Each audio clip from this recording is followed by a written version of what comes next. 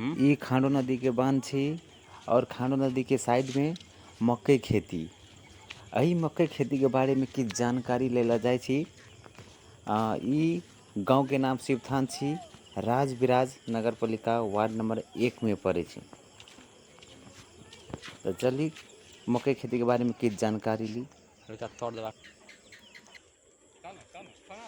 किशन यादव। अहाँ किसान छे ना? हाँ किसान छे। तो गांव के नाम की है? डुमरी शिवथान, वार्ड नंबर 1 नगर पालिका पड़े छे। हाँ नगर पालिका पड़े छे। ए गांव में मकई खेती कते दिन से भे रहल छे? मकई खेती करीब करीब जे छे 3-4 बरस से।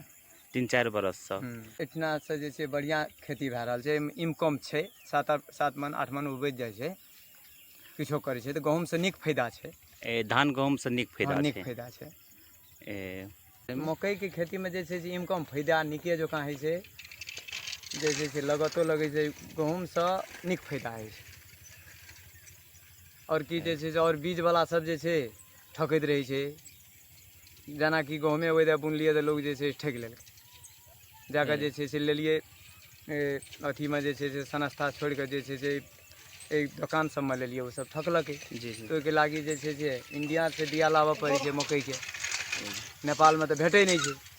कोई खातिर में इंडिया जा पर इंडिया से इनके खेती करे छे लोग।